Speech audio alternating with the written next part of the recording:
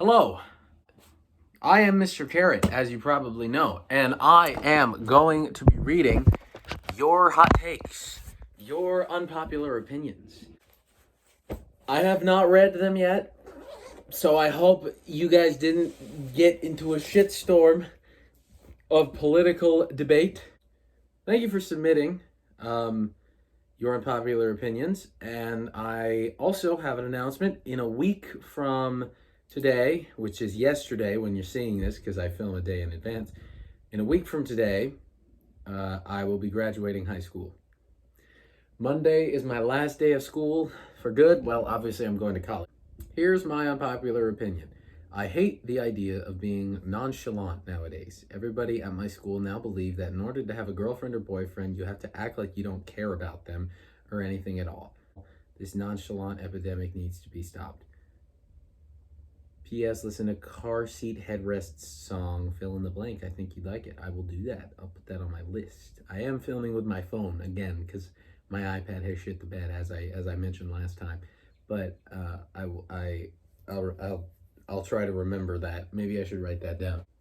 Yeah, I agree. You should always be honest, especially to yourself.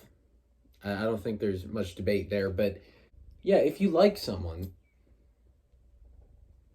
show them the like. And if they're not showing the like back, that's when you naturally stop the like, right? But then if they're like, "Oh no, I like," and you're like, "But like I like," and you're not liking, then it's confusing for you because you liked but they didn't like back, but they like by not liking. So that can get confusing. I think it'd be better for everybody if we could do that. I think people are really split on this, but I hate TikTok. I'm in high school, so I'm not throwing around the back in my days, but I despise the app. I feel like it kills creativity and pushes for everybody to look and act the same. One of my favorite things about this channel is that it feels like a breath of fresh air from trends like that. Keep being awesome, and good luck with your testing. Thank you. I agree. I don't like TikTok. I deleted TikTok. I use Instagram Reels, but even Instagram Reel, it's less, I guess, less addictive. Like, I'm not so much stuck in the algorithm of like basically I'm like, okay, one more video, and then it's like a 5-minute Reddit story, and then I'm like, okay, one more, and then it's another 5-minute Reddit story. And Instagram Reels doesn't really do that. What Instagram Reels does do is it will literally show you someone dying. Just show you someone dying. I hate that, and I don't know why nobody in government, maybe they have, maybe I just haven't heard anything about it, but I think we should probably be focusing more on what we expose our children to online, because that's terrible, desensitizing, and probably not good for a developing mind. It's like endless scrolling has never been good. When Facebook first came out, it had its negative effects. And then Instagram and Snapchat, and this generation is largely behind a screen. Generation Z is much less social than other generations. It's probably in part because of the pandemic. I mean, the pandemic, everything was virtual in the pandemic. But just the way we talk feels different from everybody else. I try and explain how I think, but sometimes I'm bad at articulating how I feel. Like, I know what I'm trying to say, but I can't find the right words to say it. I think you get my point, though. Unpopular opinion, I hate the idea of no revenge because it always sucks seeing people go years after doing a horrible thing and them not getting their karma. I agree that it's not fair when somebody does a bad thing and doesn't get punished for it, somebody commits a crime and doesn't get prosecuted for it, or there's a lot of flaws with our current system. But just in general, if somebody does something bad to you, yeah, it can suck to see them get away with it. And to actually, a lot of times, bullies thrive on that popularity. Bullies thrive on making fun of people. However, revenge is a difficult thing, because if I'm mad at somebody and I want to get revenge on them, my focus is now entirely on them. And I'm devoting pieces of my life and pieces of my attention and my effort that I shouldn't be devoting to them. I'm giving them attention attention they don't deserve, attention that is taking away from what I should be focusing on, myself, and focusing on something that they're not going to change. If somebody's an asshole, they're going to have to learn one way or another that they're an asshole. And if nobody ever teaches them they're an asshole, they're going to be an asshole for the rest of their life. Unless they have a rude awakening, that's it, you're an asshole. Let me give you a piece of advice you probably don't want or care about at all.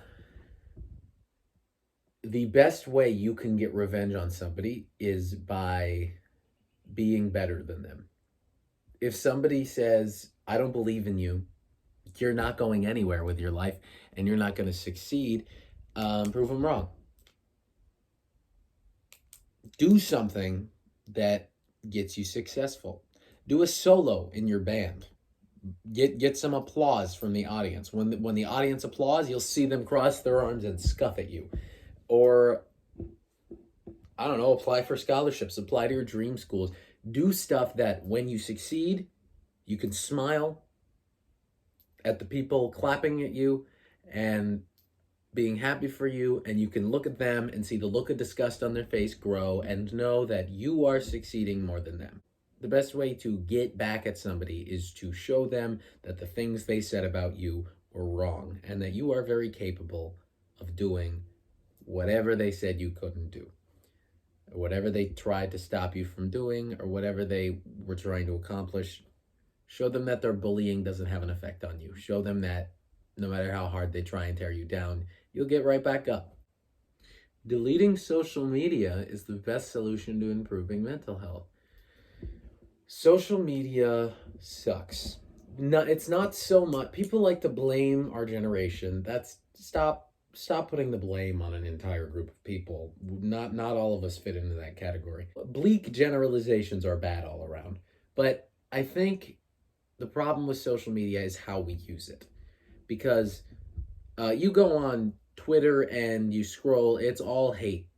Everybody's just insulting other people. You go on Instagram, it's all people who post pictures of themselves in these beautiful beaches, and they make their lives look good, but in reality they're struggling. It's a place for one person to, like, I try very hard to be honest and open with you. I try to tell you where I come from. I'm not here to paint on a facade and be like, "Hi, I'm in a great mood." If I'm in a bad mood, I tell you. I'm usually not in a bad I don't usually record if I'm in a bad mood though, that's the thing. But I'm not using this as a place to show you only the good parts of my life, because I don't want you to watch this video and go, "Oh, this guy's got a great life. He's privileged. He's a privileged little piece of shit." I want you to look at it and go, "He's honest. He's a person. He's human." That's the problem, is when we see something that looks like a perfect, beautiful old life, we take it at face value. Or with TikTok and like these shorts, it's bad news story after bad news story. You just get pummeled. There's a word and it's not coming out. You get plummeted, pummeled, plumbed. You get pummeled. What does pummeled mean? Pummeled. I'm right. You just get pummeled with bad news again and again and again. And that can be very detrimental to somebody's mental health. Deleting social media would help that. But the problem is, you can't tell everybody from Gen Z and Gen Alpha and Gen Beta to just stop doing what has advanced. It's like when Gen X was being yelled at for playing too many video games. You can't take that. Technology has advanced, society has advanced. You're not going to walk back on it. We need to find out how to take what is there and use it in a good way instead of deleting it. Deleting it is a good option for one person though. But expecting everybody to use that as their solution is bad. If we could help so many people if we addressed the problem within TikTok and within these apps rather than tell people to delete them, because realistically, if we're like, hey, everybody from Gen Z, delete TikTok, it's good for you, they're not going to do it. Deleting social media is great for mental health, but long term, we should tackle the actual problem with social media. A classic for me is that I believe Dance Monkey is a decent song if you can get past the vocals a bit. I'm going to be honest, I'm a little biased. I hate Dance Monkey. I'm sorry. I'm sorry. You are entitled to your opinion, and it's catchy. But after 570 listens, it just gets old. It gets so old. I don't know if this is unpopular or not. Men's vulnerability kills attraction. I was in a relationship that lasted well over 2 years. During that time, my girlfriend always sensed that my past wasn't exactly great. Still, I never wanted to burden her with it, but she insisted I open up to her and let her hear me out. When I finally opened up, her voice and mannerisms became soft and caring, and it stayed that way for a few days. After that, replies started taking longer. I could feel the attraction fading. Honestly, I just felt like a kid desperately holding on to his mother. Uh, she was an honest girl and she didn't cheat, but she broke up with me. And to her credit, she was straightforward. She said she'd be lying if she claimed to feel the same attraction as she did a few weeks ago. I'm not saying you should be some untouchable, stoic Sigma who never opens up to anybody. Your friends are fine to be vulnerable with. But when it comes to relationships, I don't think romantic love is the right place for men to seek comfort. You mentioned that you had a rough past, and I respect you for that. That's a very difficult thing. And that past, I'm not a I'm not a psychologist, and I'm not going to pretend like I'm a psychologist, but I'm going to guess that past had something to do with now you feel like you don't really want to open up to people for one reason or another. That vulnerability, her not accepting that vulnerability is not a problem with you. It's a problem with her. That's her.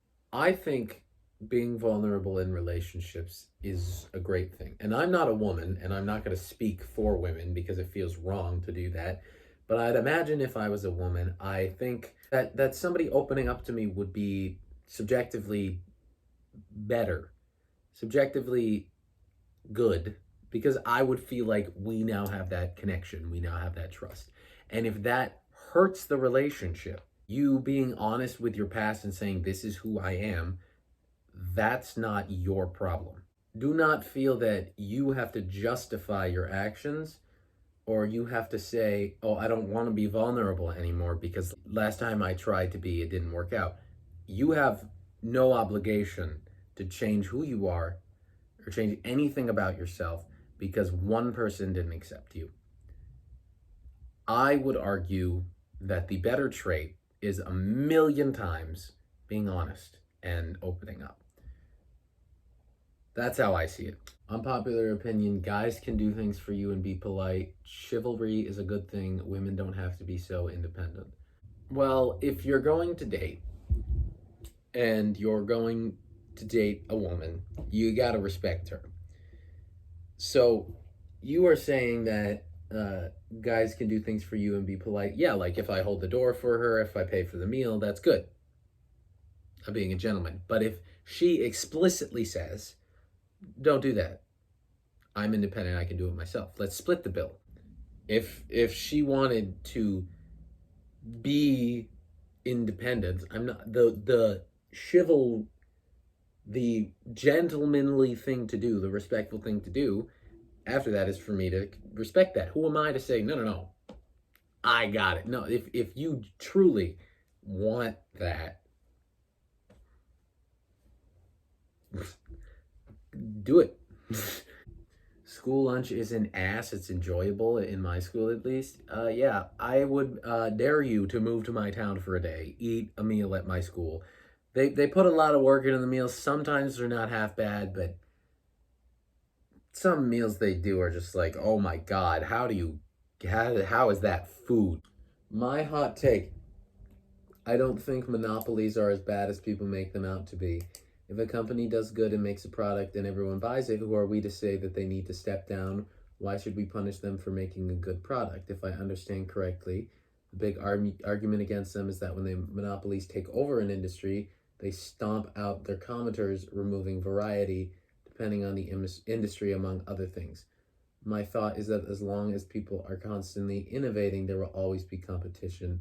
And if the company with a monopoly never stops innovating, like a large phone brand named after a specific fruit, then people will simply stop buying their products to look at other brands. Companies can only get monopolies because we like their product and we give them their money. Say I'm selling Texas Instruments calculators for students at school, and I'm selling them on Amazon for $20. Well, everyone's gonna flock to my calculators because they're cheap. Originally, they're 120 to 150 bucks. Total steal, $20. So they're gonna buy all of my calculators. Amazon's gonna get all that profit. Actually, this is a bad example. Let's scratch Amazon, me. I'm selling the calculators myself. I get all the profit. Now I've put the expensive calculators out of business, and I'm getting all the profit from all of the calculators because you're the only place I can buy calculators at. Well, now I'm gonna jack up my prices. I'm gonna make my calculators $400, and there's nothing you could do about it because I'm the only one who makes and sells these calculators now. The problem, you're right, is not success. If you have a monopoly over an industry, you effectively own all of the means of production of that industry. So let's pretend you're playing Monopoly and you're playing with 4 players and all the properties on the boards are sold, but nobody owns all of the same colors. So nobody can buy any houses or hotels. That's going to be a very boring game of Monopoly because you're going to get $200 every time you pass go, and you guys are just going to be passing around the same money. Nobody really gains money. Nobody really loses money. It's an economy. We all support each other. But the second somebody has a hotel on Boardwalk and Park Place, every time you land on that, you lose $2,000 and everybody goes bankrupt. Once a company owns everything, the company tends to get really, really greedy. It's less so a punishment on the company's benefit and more the consumer is now paying ridiculous amounts for the same product, sometimes even cheaper made products, because if I'm the only one who has the product, I can make it however I want to. You're screwed. You have to buy my product. It hurts the consumer, and it also hurts small businesses. Those are the businesses that really make any country go. The small businesses, the people that every business starts as a small business. We would not have an economy if small businesses weren't a thing. That is a really big argument on Capitol Hill, is that we shouldn't punish success. But in my opinion, especially if this item you're trying to buy is like a prescription drug or, over-the-counter medication or stuff you need, something that is necessary, gas, oil, it hurts everybody. And the company is left laughing at everybody else. You now have less money and the company's rolling in dough. I understand the idea of we shouldn't punish success, but I don't think anybody would think that that's fair. I want to do another Q&A style video, but it's not going to be a Q&A style video. It's going to be cooler than that. I'm graduating, so ask me some really interesting questions, I'm about to move up, I'm about to start a new chapter of my life. I want you guys to ask me genuine questions. Let's pretend that, you're going to ask me political questions let's pretend I'm a politician and this is a town hall. Ask me what my favorite ice cream flavor is or something. It's like a Q&A, but I want you to I'm graduating, so don't be afraid to be what kind of household did you grow up in? One with a roof. I don't know. You know what I'm saying. Make it cool. It's like Q&A, but cool. So feel free to ask me any questions if you're really curious about where I come from, if you're really curious about who I am as a person, and I will answer them honestly. It's like a Q&A, but cool. Thank you everybody so much for watching. If you liked it, subscribe. And as always, I'll see you in the next video. Peace.